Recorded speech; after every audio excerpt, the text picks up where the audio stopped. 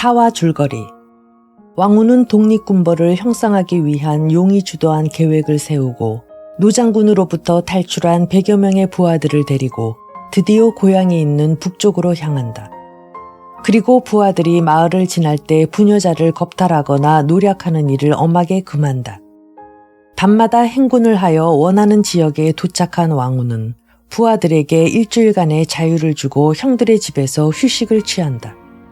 그는 대조적인 두 형들의 집안 분위기를 감지하고 곤보를 데리고 다시 길을 떠나려는데 심성이 약하여 군에 적응하지 못한 큰 조카가 떠나기 전날 목을 메고 죽는다.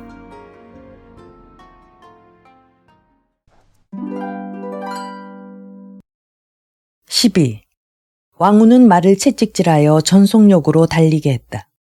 그 채찍은 가죽끈을 꼬아 만든 것이었으며 마른 날개가 달린 것처럼 휙휙 시골길을 달렸다. 과연 그가 큰 모험을 하는 첫날로선 적당한 날씨였다. 가을 하늘은 한없이 맑아서 구름 한 점 보이지 않았다.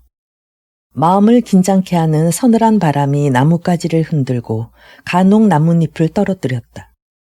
길에는 먼지가 일어나고 추수를 다한 논바닥 위에는 회오리 바람이 일고 있었다. 그의 가슴엔 이 가을바람과 같이 굳센 결심이 호련히 일어났다. 그는 일부러 이화가 살고 있는 토벽집에서 먼 길로 돌아서 갔다. 그리고 속으로 이렇게 외쳤다. 과거의 모든 일은 끝났다.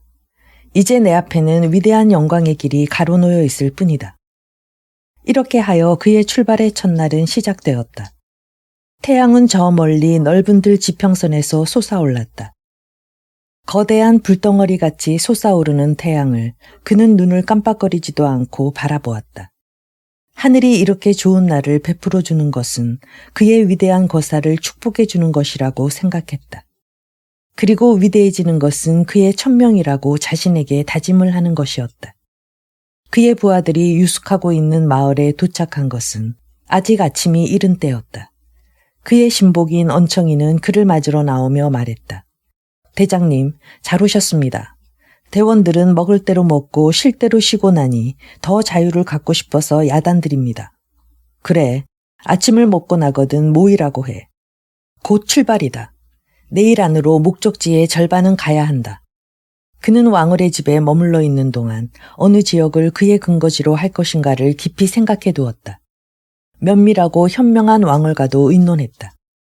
그 결과 바로 그 이웃성의 경계 너머에 있는 지역이 그의 목적에 적합하고 현재의 실력으로서 능히 획득할 수 있는 가장 좋은 지역으로 생각됐다.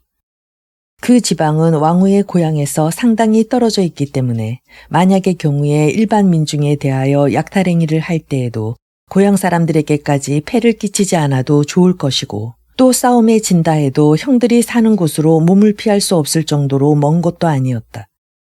더구나 그가 독립할 때까지는 형들로부터 군자금이 보내져야 하는데 거기라면 돈을 옮기는데도 도중에 강도를 만날 위험성도 적고 비교적 용이한 곳이었다. 또 그 땅은 토질이 좋기로 유명했다. 기근도 자주 있지 않았다. 지세는 높은 데도 있고 낮은 곳도 있고 퇴각한다든가 잠복하는 데에도 편리한 산악지대였다. 뿐만 아니라 그 근방에 남북에 잇닿은 큰 길이 통하고 있어 행인의 거래가 빈번했다. 그러므로 그들로부터 상당한 통행세나 화물세를 징수할 수 있을 것이다. 그리고 멀지 않은 곳에 두세세 읍도 있고 작으나마 도시 같은 것이 있으므로 농민에게만 의존하지 않아도 될 수 있을 것이다.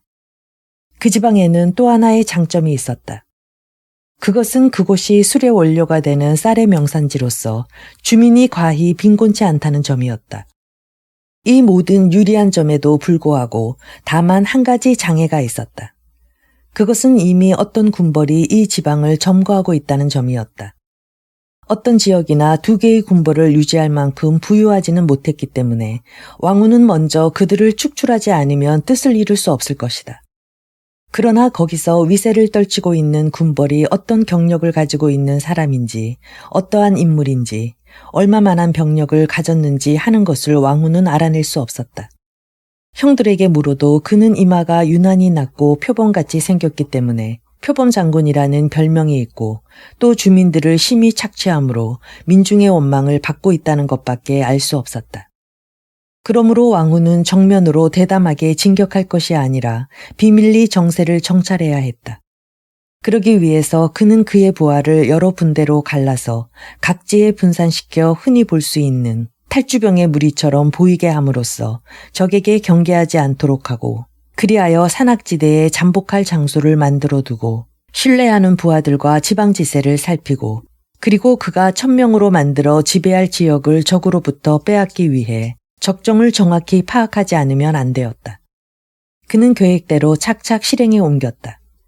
그의 부하들은 마을의 이집저집에서 나타났다. 솟아오르는 해와 함께 날은 차차 따뜻해지는 반면 바람은 더 쌀쌀해졌다. 병졸들은 아침 추위를 견디기 위해 마음껏 먹고 술도 마셨다. 왕후는 그들의 비용을 치르고 나서 동민들에게 물었다. 내 부하들이 당신네 집에서 나쁜 짓을 하지는 않았던가요? 동민들은 얼른 대답했다. 그런 일 없었습니다. 군대들이 모두 대장님 군대 같다면 좀 좋겠습니까? 왕후는 매우 만족했다. 그는 부하들을 마을에서 멀리 떨어진 곳에 집합시키고 지금부터 그가 그들을 인솔하고 갈 지방의 사정을 대략 설명했다. 모두 서서 귀를 기울이고 들었다. 그만큼 부유한 지방은 좀채 구하기 어렵다. 그리고 한 군벌만 몰아내면 돼. 거기에는 맛이 썩 좋은 술이 있어. 제군은 여태까지 그런 술을 맛보지 못했을 거다. 이 말을 들은 부하들은 좋아라고 짓거렸다. 대장님, 어서 갑시다. 우리들이 가고 싶어하는 곳은 그런 곳입니다. 왕후는 무시무시한 미소를 띄우며 말했다. 일이 그렇게 간단히 되는 것은 아니다. 먼저 적의 병력을 알아야 하는 거야. 만약에 상대방 병력이 우리보다 세다고 하면 우리는 불의의 습격을 해야 한다. 그러기 위해서는 제군 한 사람 한 사람이 밀정이 되어 적의 내정을 정탐할 필요가 있어. 그리고 아무도 우리들이 무슨 목적으로 왔는지를 모르게 해야 한다. 만약 적이 그것을 알게 되면 우리는 볼장을 다 보는 거다. 그래서 내가 먼저 가서 집합할 지점을 정하기에 앞서 성의 경계선에 있는 마을에 언청이를 남겨둘 것이다. 거기는 태평마을이라는 곳이다. 그 마을 한끝에 주막집이 있다는 말을 들었는데 그 처막 끝에 주기가 달려 있으니 찾기 쉬워. 거기서 언청이가 제군을 기다릴 것이니 거기로 오면 내가 집합하라는 장소를 알게 돼. 지금부터 제군들은 3씩 5씩 혹은 7사람씩 갈려서 탈주병같이 차리고 천천히 따라오라. 혹 어디로 가느냐고 묻거든 표범장군 부하로 들어가기 위해 그를 찾아가는 길인데 어느 길로 가면 되느냐고 도리어 물으면 된다. 다시 만날 때까지 각자의 식사값으로 은전 3리씩 나누어 주기로 한다. 그러나 엄중히 명령해 둘 것은 너희들 한패 중에서 가난한 사람에게 해를 끼치거나 갈보가 아닌 여자를 범하거나 하는 자가 있을 것 같으면 누구를 막론하고 2사람을 죽일 것이다. 그때 한 병졸이 나서서 소리쳤다. 대장님, 우리들은 언제나 다른 군대처럼 마음대로 한번 안 시켜주시렵니까? 그러자 왕후가 병력같이 소리쳤다. 제군들, 마음대로 할 수 있는 행동은 내가 명령할 때가 있다. 아직 제군은 내 지휘에 따라 싸운 일이 없는 것이다. 전투도 하지 않고 전투한 값을 말하는 놈이 어디 있단 말이냐. 말을 꺼낸 병종은 속으로 겁이 났다. 왕후는 벼랑간 성을 잘 내고 또 성을 내면 칼부림을 잘한다는 것을 알고 있었기 때문이다. 그리고 일단 성을 내면 아무리 재치 있는 말로 달래려고 해도 요지부동이라는 것이다.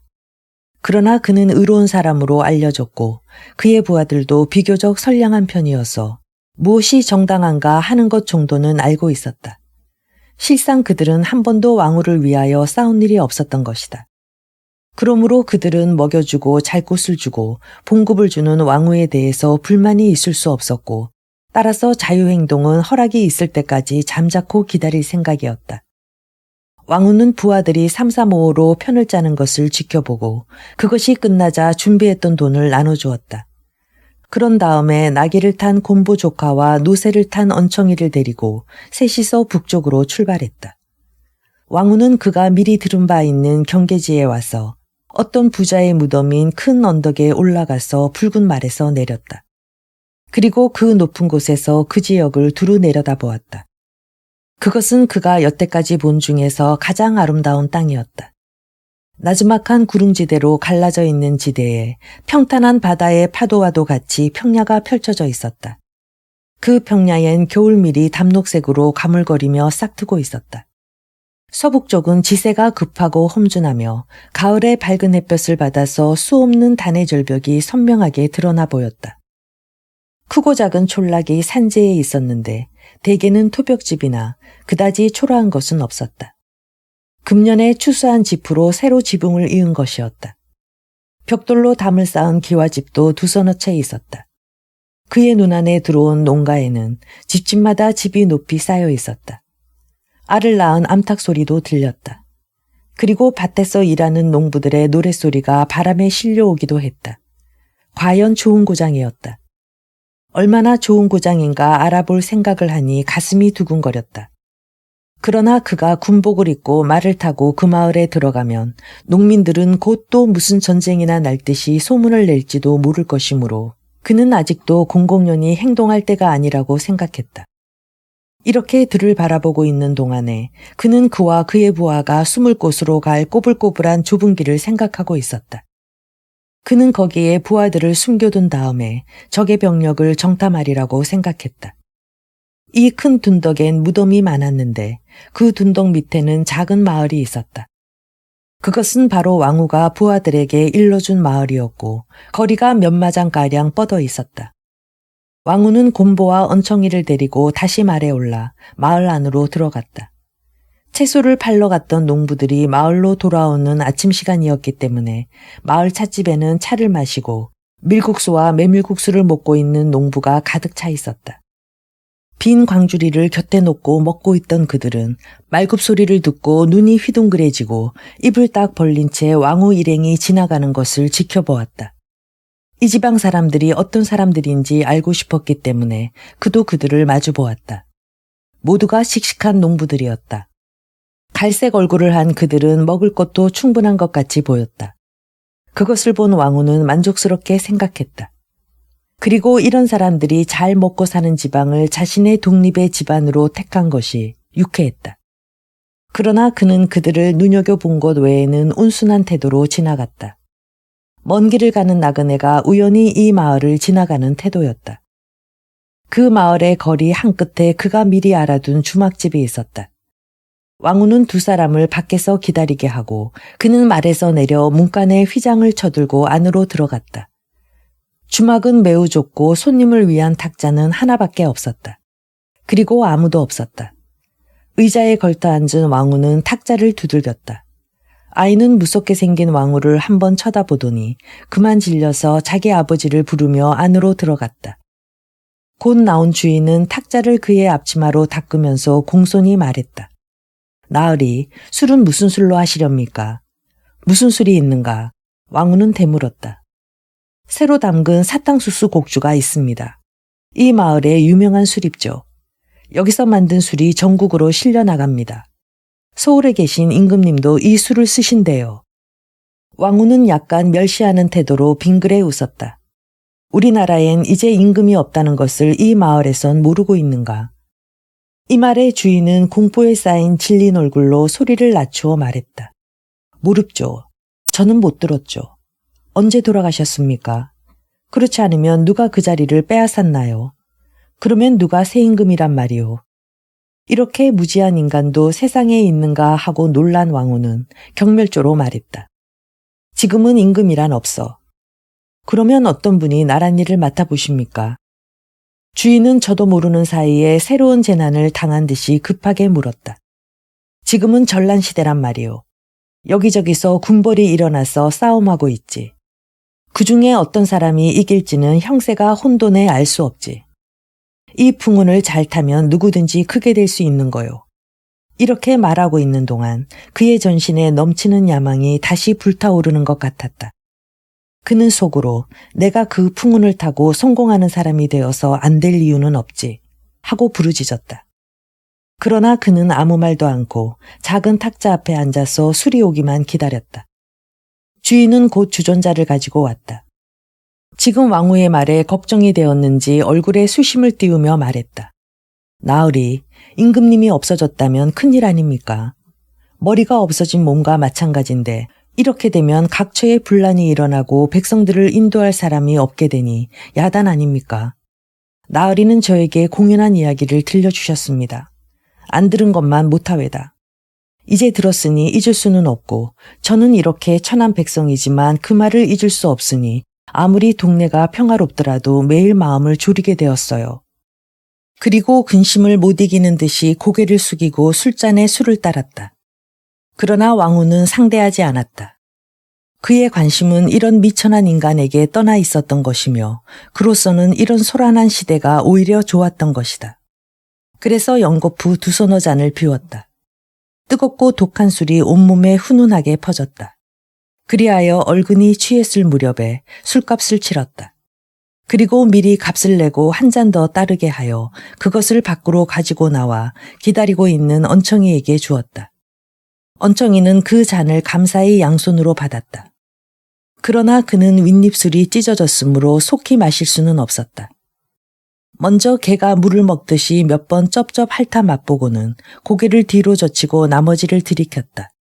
왕후는 다시 술집 안으로 들어가서 주인에게 물었다. 이 지방을 다스리고 있는 이는 어떤 사람인가? 주인은 주위를 한번 둘러보고 아무도 가까이 없는 것을 살핀 다음 나지막한 목소리로 대답했다. 표범 장군이라는 화적 두목입니다. 아주 무도하고 지독한 놈이지요. 누구든지 세금을 또박또박 내지 않으면 불량배 부하들을 보내서 우리는 결단납니다. 몹쓸 까마귀 떼같이 싹싹 쓸어갑니다.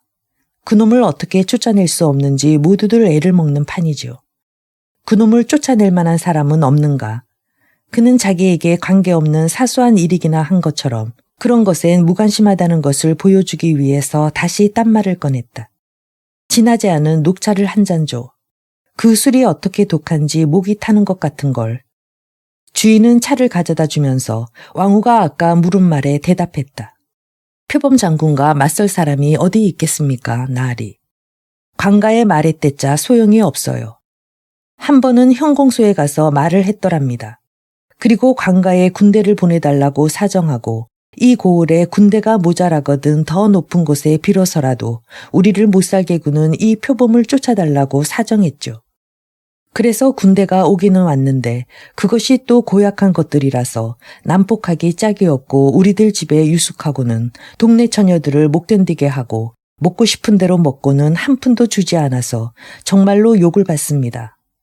게다가 겉보들 뿐이라서 총소리만 들으면 허겁지겁 달아난단 말씀이에요.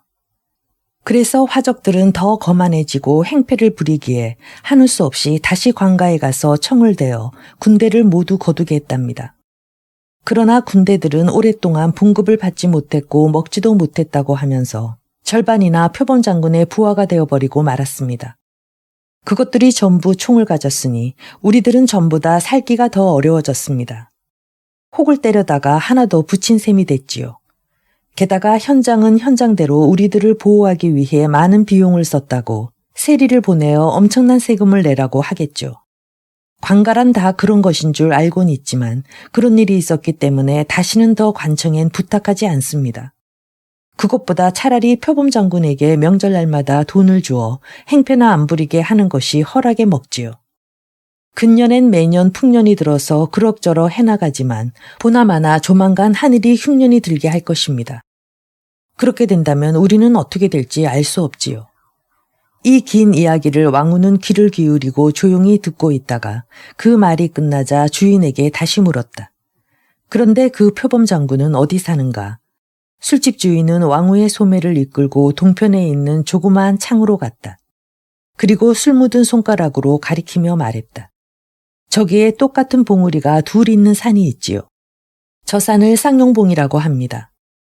저 봉우리 사이에 골짜기가 있는데 거기가 이 화적들의 소굴인 산성입니다. 이것은 왕후가 가장 알고 싶어하는 것이었다. 그래서 그는 더 한층 무관심한 듯이 입을 쓰다듬으면서 가벼운 어조로 말했다. 그래, 그러면 난 저 산 가까이 가지 말아야겠다. 나는 북쪽에 있는 고향으로 돌아가는 길일세. 자, 가봐야겠군. 그러면 계산을 하지. 정말 이 술은 자네가 자랑할 만한 걸. 맛이 그만이야. 주막을 나온 왕후는 다시 붉은 말에 올라 두 사람을 이끌고 멀리 돌아 오솔길로 들어섰다.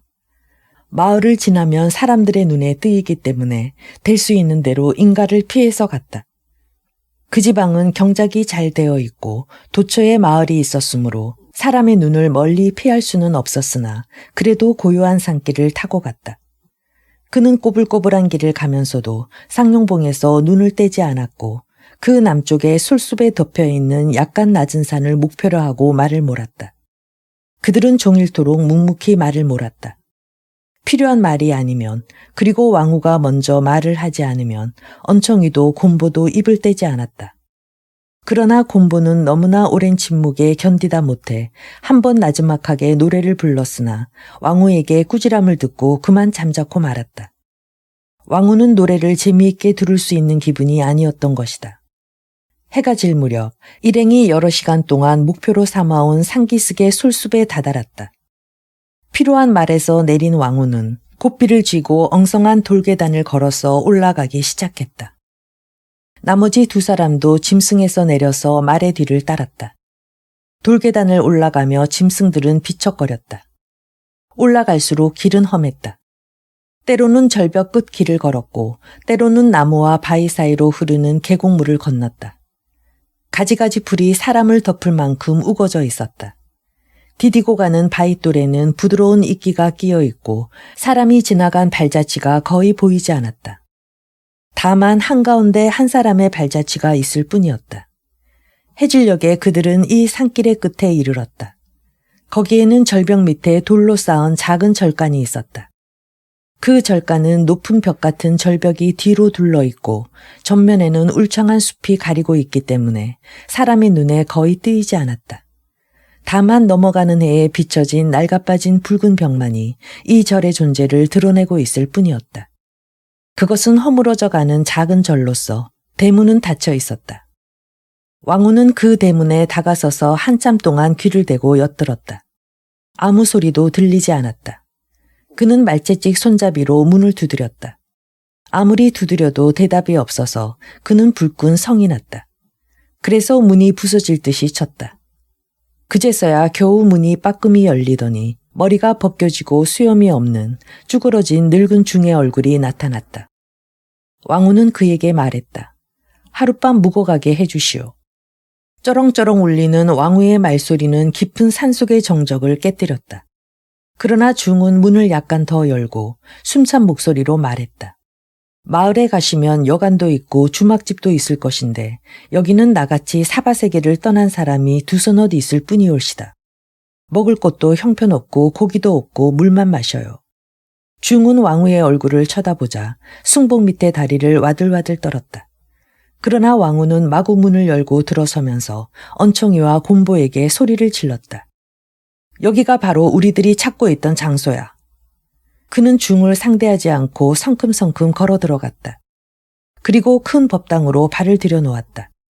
거기에는 부처와 보살들이 모셔져 있었으나 모두가 낡아빠져서 부처 금박도 벗겨져 있었다. 그런 것은 왕후는 거들떠 보지도 않았다. 그는 법당을 지나 중들이 살림하는 방들이 있는 곳으로 갔다. 그리고 다른 방들보다 좋고 소재한 지도 오래지 않은 방을 택해 자기 방으로 정하고 칼을 떼어 놓았다. 뒤에서 따라온 언청이와 곰보는 부엌에 가서 한 술밖에 안 되는 밥과 채소 절인 것을 마련해 왔다. 그 방에서 자리에 누워 있노라니 밤중에 법당에서 나지막한 슬픈 울음소리가 들려왔다. 왕후는 무엇인가 하고 일어나서 그리로 가보았다.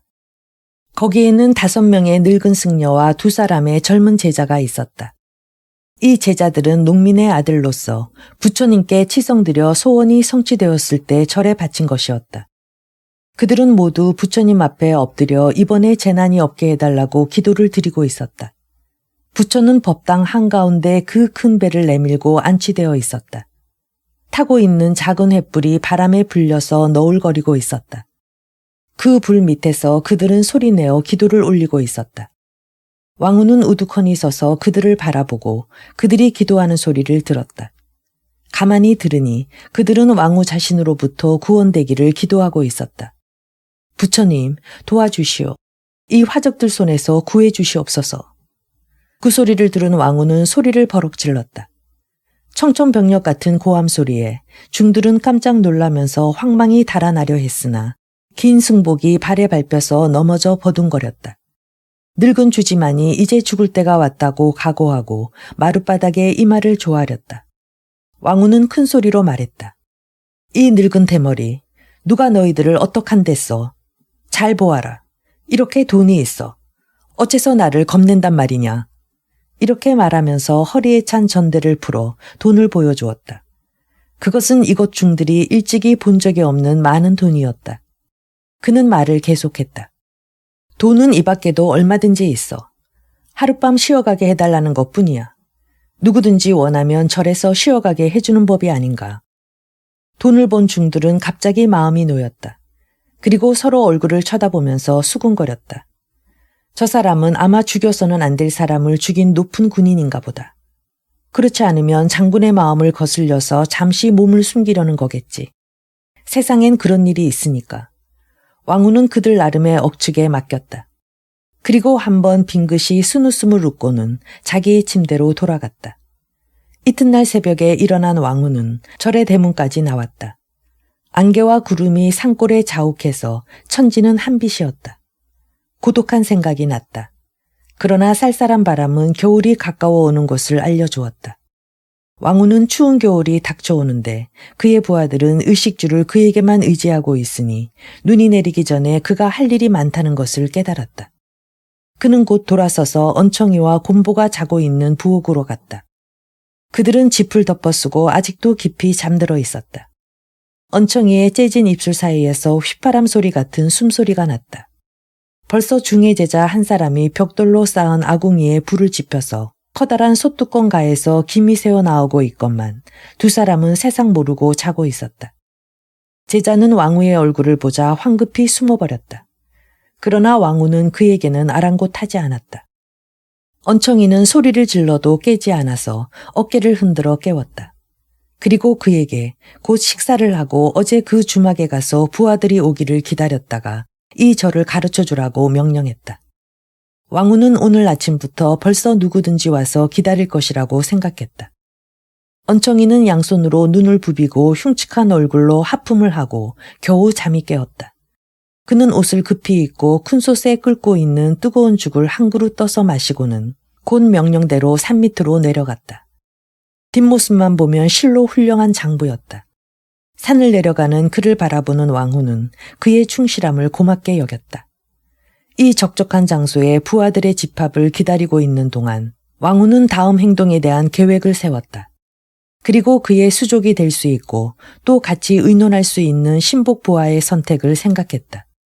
그리고 그들의 공동생활을 위해서 염탐꾼이 될 사람, 식료품을 징발할 사람, 연료를 모을 사람, 식사당번, 무기를 수선하고 소재할 사람 등등의 분담을 정했다. 그는 부하의 통제를 엄격히 하고 그의 명령에 절대 복종케 하여 그들의 생사여탈의 정권을 한 손에 쥘 결심이었다. 그 밖에 전투가 시작되는 날에 대비하여 매일 일정한 시간의 훈련 계획도 세웠다. 탄환이 적으니 사격 연습은 할 수 없었다. 그래도 될 수 있는 한 실전 훈련을 시켜둘 생각이었다. 그는 초조한 마음을 안고 고요한 산등에서 기다렸다. 해가 저물 때까지 길을 찾아서 온 병졸은 50명이 넘었다. 그 이튿날 다시 50명 가까이 왔다.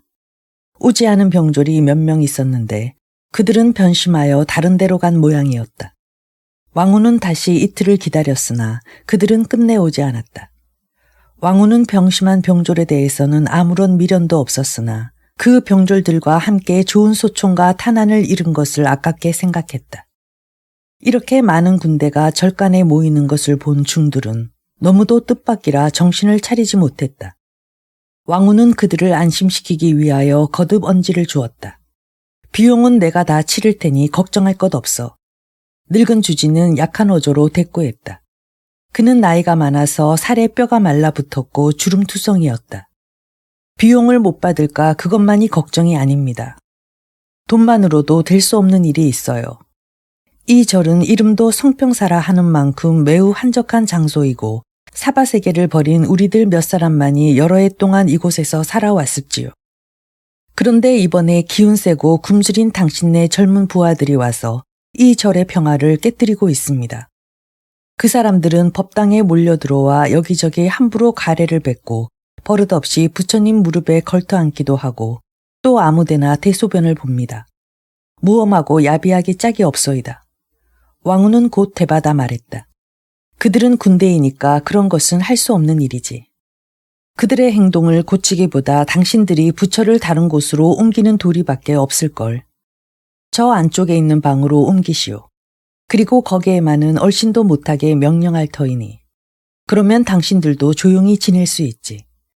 다른 방도가 없었기 때문에 주지는 법당에 있는 부처들을 안쪽에 있는 방으로 옮기게 했다. 다만 금박을 입힌 부처만은 너무도 컸기 때문에 만약에 움직이다가 넘어뜨리기라도 하면 깨질 위험이 있었고 그렇게 되면 부처의 벌을 받을 것이기 때문에 그대로 두었다. 그래서 병졸들은 법당에서 그 큰 부처와 함께 살게 되었다. 병졸들이 반드시 드러내게 될 죄상을 보고 그 부처가 노하면 큰일이라 생각하여 중들은 부처의 얼굴을 천으로 덮었다. 왕후는 그의 부하 중에서 가장 신임할 만한 세 사람을 선택했다. 첫째는 물론 언청이었다. 둘째로는 여인 얼굴 한복판에 기묘하게 생긴 매부리코가 있고 또 입이 뾰족 나와 아래로 늘어져 있기 때문에 매라는 별명을 가진 자였다. 또 한 사람은 백장이라는 이름으로 통하는 몸집이 굵고 장대한 넓적하고 빨간 사나이였다. 그는 얼굴이 붉고 마치 그 인간을 만들 때 덜 만들고 눈, 코, 입을 붙인 것 같은 넓적한 얼굴을 하고 있었다. 그러나 힘이 장사였다.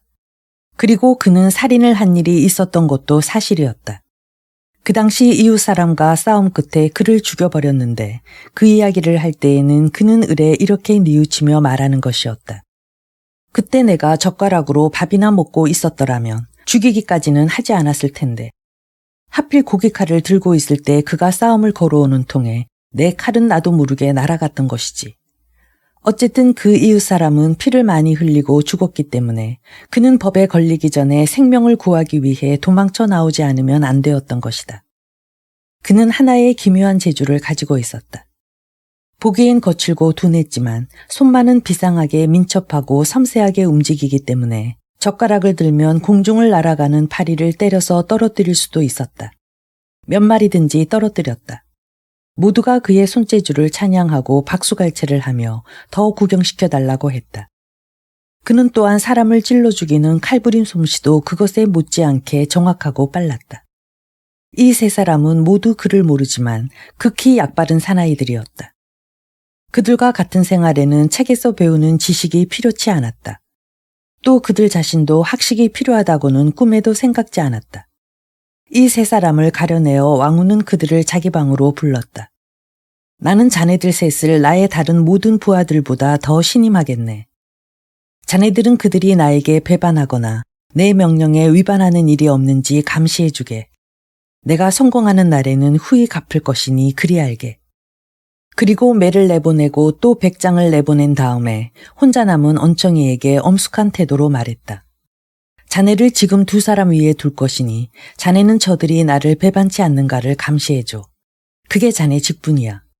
그 다음 다시 세 사람을 모아놓고 말했다. 내 부하치고 내게 대한 충성심이 조금이라도 의심나는 자에 대해서는 즉석에서 죽인다. 한 번도 숨을 쉴 사이도 없이 눈 깜짝할 사이에 처단한다. 이때 언청이는 온순하게 말했다. 대장님, 저에 대해서는 조금도 염려 마십시오. 대장님의 오른팔이 대장님을 배반하는 일은 있더라도 저는 배반치 않습니다. 다음 두 사람도 굳게 맹세했다. 특히 매는 소리를 높여 말했다. 많은 병졸들 중에서 뽑아주셨는데 그 은혜를 어찌 잊겠습니까?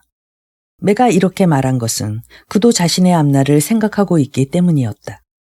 이리하여 이 세 사람은 그들의 복종과 충성을 표시하기 위해 왕후에게 공손히 경례를 했다. 이것이 끝난 뒤에 왕후는 부하들 중에서 꾀가 있고 영리한 병졸들을 뽑아서 적의 정세를 정탐하기 위해 각지로 파견했다. 그는 이렇게 명령했다. 추위가 더하기 전에 빨리 한 자리 잡아야 하니까 시급히 정보를 수집해야 한다. 표범의 병력을 먼저 알아내라. 그의 부하를 만나게 되거든 무슨 말을 꾸며대서든지 그들이 표범에게 어느 정도의 충성심을 갖고 있는가를 살펴라. 또 그들을 매수할 수 있는지 없는지도 알아봐. 내 부하의 생명은 나에겐 돈보다 더 소중한 것이니 적을 매수할 수 있다면 나는 얼마든지 매수할 것이다. 적을 매수하면 그만큼 너희들의 희생도 덜해질 것이니까. 지령을 받은 그들은 곧 군복을 벗고 남루한 속옷바람으로 왕후에게서 평복을 살 돈을 받아가지고 산 밑으로 내려갔다. 산 밑에 있는 마을의 전당포에는 농민이나 노동자가 몇 푼 빌어쓰기 위해 잡혀두고 찾아가지 못한 헌옷들이 있었다. 그 옷들을 헐갑으로 사입은 그들은 그 지방 일대에 흩어져서 주막집에서, 노름판에서 또는 한길가의 가게 등등 도처에서 어정거리며 사람들의 말을 귀담아 들었다.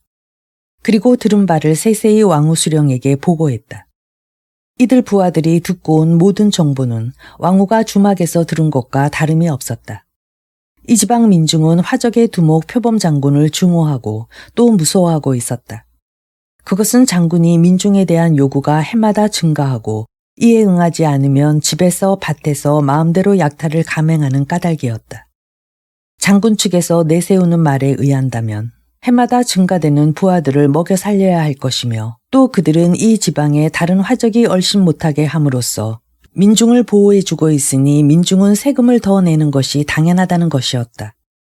표범 장군의 부하가 해마다 늘어간다는 것은 사실이었다.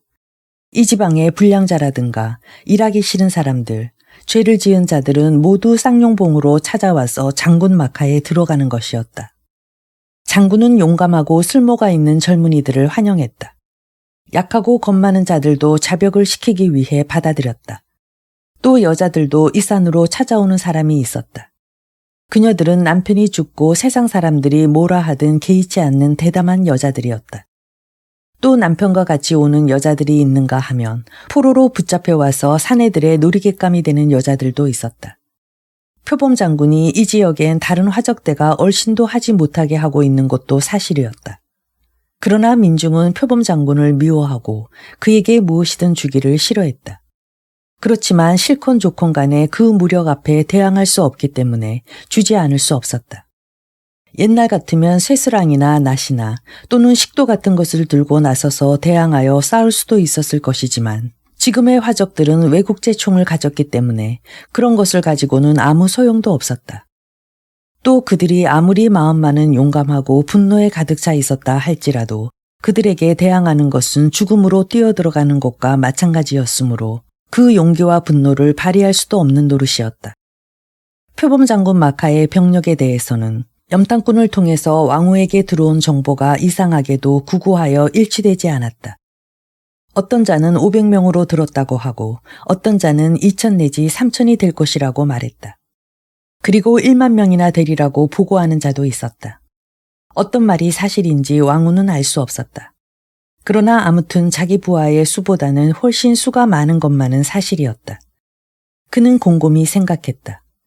그는 계교를 써서 최후의 결정까지 일탄도 쓰지 않으리라 생각했다. 할 수 있다면 그 전투마저 피하고 싶었다. 그는 염탐꾼의 말을 들으며 앉아서 곰곰이 생각했다. 염탐꾼은 말을 계속했다. 그는 무식한 자들은 무엇이고 똑똑히 모를 때에 말이 더 많은 법이라고 생각하며 그들이 제멋대로 짓거리도록 내버려 두었다. 전날 왕후에게 검은 눈을 가진 범 같다고 말한 명랑한 사나이가 그의 약한 목소리를 높여 자랑스러운 듯이 이야기했다. 나는 겁이라고는 모르는 사람이에요. 그래서 이 현에 형공소가 있는 읍까지 들어가 보았는데 거기서도 모두 표범 장군을 두려워합디다. 표범 장군은 그곳 장사치들에게도 엄청난 돈을 거두어 간대요. 명절 때마다 그에게 돈을 바쳐야지 만약에 안 내놓는 날에는 군대를 보내서 약탈하겠다고 협박한답니다.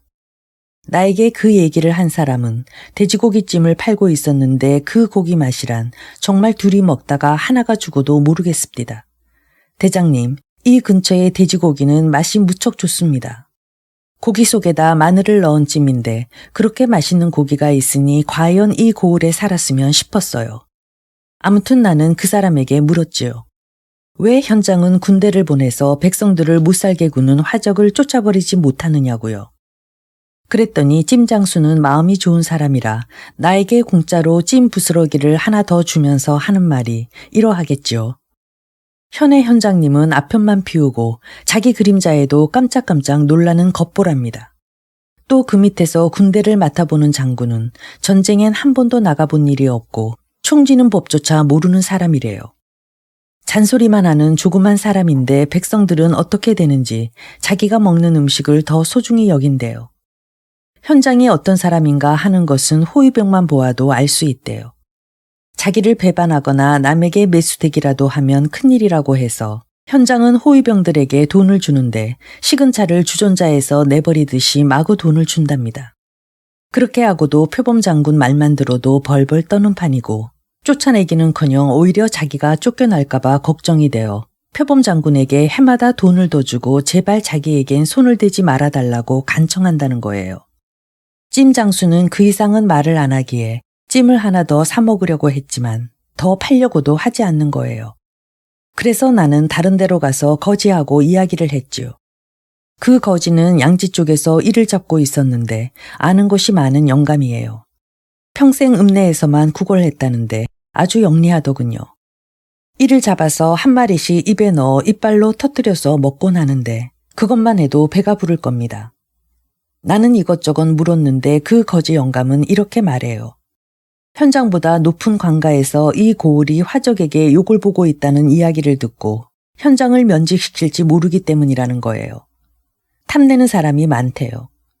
그 사람들이 관가에 가서 지금 현장이 자기 책임을 다하지 못한다고 마구 욕설을 퍼붓는데요. 이 고장은 지세가 좋고 세금의 수입이 많기 때문에 그의 후임으로 현장이 되려는 사람이 서로 대갈 싸움을 하고 있다더군요. 그런데 읍내 사람들은 현장이 갈리기를 원치 않는데요. 오히려 걱정을 한대요. 지금 현장이 욕심꾸러기긴 하지만 그래도 이전보다는 덜하다더군요. 만약 새로 현장에 오면 그놈은 백성들을 더욱 못살게 뜯어갈 게 아니냐고요. 이와 같이 왕후는 그의 염탐꾼들이 실컷 이야기하게 내버려두고 그저 묵묵히 듣고만 있었다. 그들은 무식한 자들이라 주워 들은 대로 무엇이든지 마구 말하는 것을 좋아하는 것이었다. 그들은 희망에 가득 차 있었고 그들의 대장을 하늘같이 믿고 있는 것이었다. 그들은 모두 그들이 먹고 지내면서 본 마을이나 기름진 땅에 대해서 만족하고 있었고 기분이 들떠 있었다. 이 지방은 표범 장군과 현장으로부터 양쪽으로 착취를 당하고 있었지만 워낙 생산이 풍부했기 때문에 민중은 그래도 역시 남은 것을 가지고 넉넉히 살만했다. 왕후는 염탐꾼들에게 얼마든지 짓거리게 했다. 그들이 이야기하는 것은 대부분 무가치한 것이었지만 그래도 그가 알고 싶은 것이 이따금 그들의 입에서 튀어나왔기 때문이다. 왕후는 그들보다 월등하게 슬기롭기 때문에 겨 가운데서 알곡식을 골라내듯이 가치 있는 것을 골라낼 수 있었던 것이다. 이 사나이가 죄다 짓거리고 났을 때 왕후는 그가 맨 나중에 한 말을 포착했다. 그것은 현장이 그 자리를 잃을까 두려워하고 있다는 정보였다. 그는 여기에 그의 모험에 열쇠가 있는 것으로 생각되었다. 그 유약하고 낡은 현장을 통해 이 지방에 대한 실권을 잡을 수가 있을 것 같았다.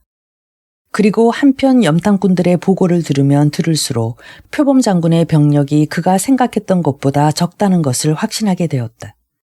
잠시 후에 그는 표범 장군이 실제로 가진 병력과 그 소지를 알기 위해 쌍용범 깊숙이 그들의 본거지로 염탐꾼을 보낼 것을 결심했다. 그날 밤 왕후는 부하들이 식사하고 있는 동안 그들을 한번 둘러보았다.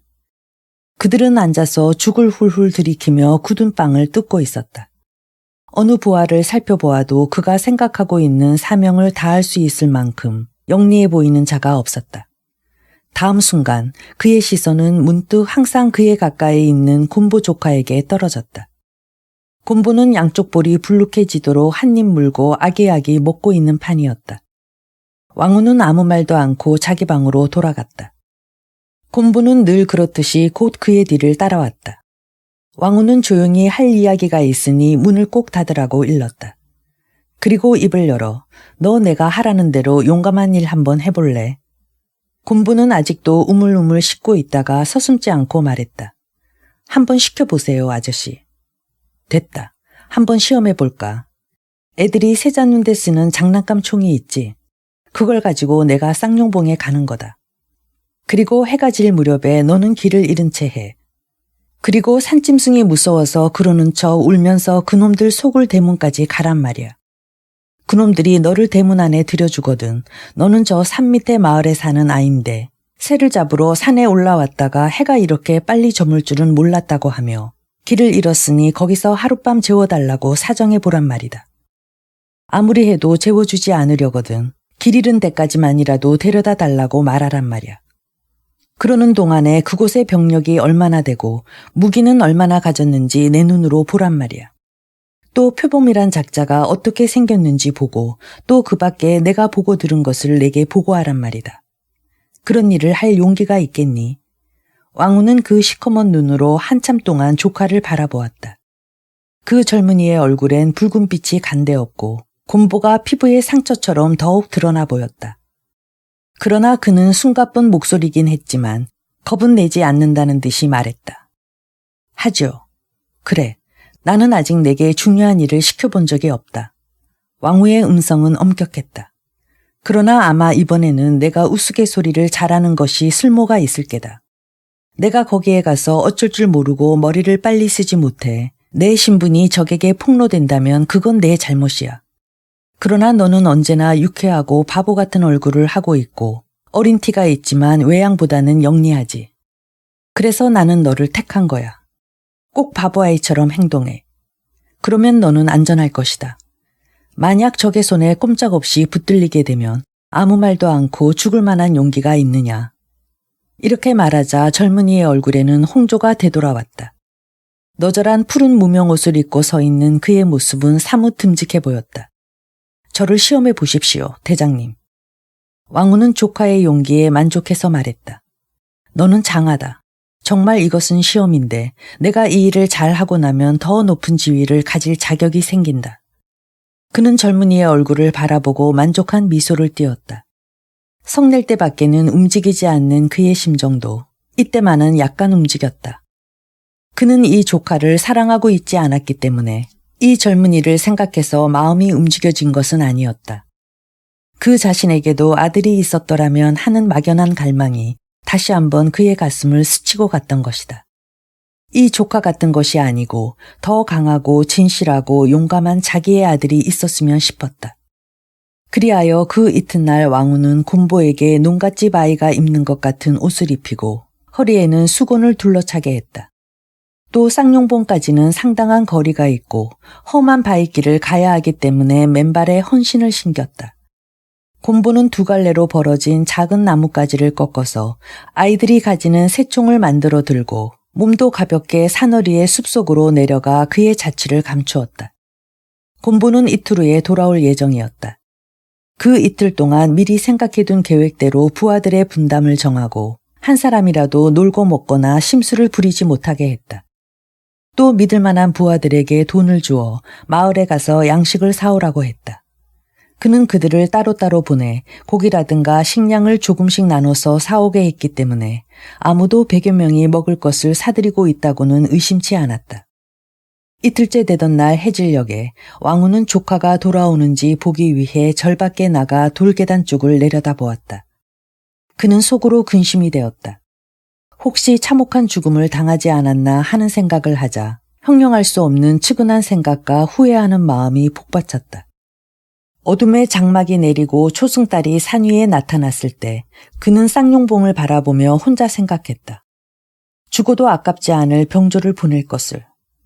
조카를 사지로 보낸 것은 아무래도 잘못이었다. 만약에 무참하게 죽었다면 나는 무슨 얼굴로 형을 대한담. 하지만 핏줄이 통하는 사람이 아니면 이런 비밀한 일을 시킬 수는 없지. 부하들이 잠든 후에도 그는 여전히 산 밑을 내려다보았다. 달은 하늘 높이 솟았다. 그러나 젊은이는 돌아오지 않았다. 바람이 몹시 쌀쌀해져서 왕후는 자기 방으로 돌아왔으나 여태까지 경험하지 못한 감정이 가슴에 치밀어 괴롭기 그지없었다. 그 젊은이는 깨와 애교가 있어서 언제나 그에 대해서 진정으로 성낼 수 없었던 만큼 만약 그가 영영 돌아오지 않는다면 왕후는 한동안 마음이 언짢으리라고 생각했다. 그러나 그가 잠을 이루지 못하고 누워있을 때 자정이 가까워서 왕후는 도닥도닥 대문을 두드리는 소리를 들었다. 그는 벌떡 일어나서 대문으로 뛰어나갔다. 빗장을 벗기고 문을 열었을 때 거기에는 곰보가 서 있었다. 기진맥진했으나 명랑한 모습이었다. 발을 쩔뚝거리면서 문 안으로 들어섰다. 바지가랭이가 찢어지고 피가 묻어 있었다. 그래도 그는 기운을 내서 말했다. 아저씨, 이제 돌아왔어요. 곰보는 나직하고 지친 목소리로 말했다. 왕후는 갑자기 그러나 조용히 웃었다. 그의 속에서부터 우러나오는 웃음이었다. 그러나 그의 말은 거칠었다. 허벅다리에 상처를 입었니? 곰보는 가볍게 대답했다. 아무것도 아니에요. 그러자 왕후는 그가 평생 잘하지 않는 농담을 한마디 했다. 그만큼 그는 기분이 좋았기 때문이다. 표범에게 할퀴이진 않았겠지. 숙부가 이렇게 농담을 하며 좋아하는 것을 본 곰보는 소리를 내어 웃었다. 그리고 법당으로 올라가는 돌 위에 걸터 앉았다. 표범 장군이 그랬던 것은 아니에요. 바위의 이끼가 이슬을 맞아서 어찌나 미끄러운지 그래서 가시덤불에 긁혔지요. 아저씨, 난 배고파 죽겠어요. 그럼 어서 와서 먹어라. 먹고 마시고 자고 나서 이야기를 듣기로 하자. 왕후는 그를 법당으로 데리고 가서 앉게 하고 소리를 질러 한 병조를 깨워 곰보에게 먹을 것과 마실 것을 가져오게 했다. 평소 같으면 제 손으로 할 것이지만 이런 경우이기 때문에 특별 대우를 시키는 것이었다. 그러나 왕후가 소리 지르는 통에 자고 있던 병졸들은 한 사람 또 한 사람 잠을 깨웠다. 그리고 무슨 일인가 하고 법당 앞으로 모여들었다. 중천에 걸려있는 흐린 달빛이 그들의 머리 위를 비추고 있었다. 그들은 곰보가 돌아온 것을 보자 그의 이야기를 듣기를 원했다. 곰보는 한껏 먹고 마셨다.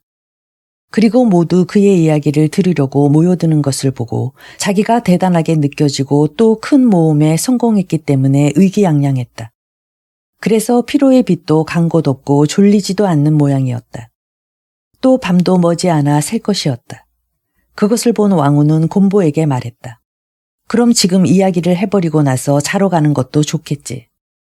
그리하여 곰보는 부처 앞에 단위에 걸터 앉아서 말을 시작했다. 부처의 얼굴은 여전히 천으로 가려져 있었다. 아저씨, 나는 가고 또 갔죠. 그 산은 이 산보다 갑절이나 높아요.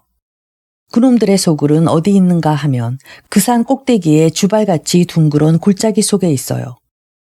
우리가 이 지방을 손에 넣으면 그곳을 우리의 본거지로 삼았으면 싶어요.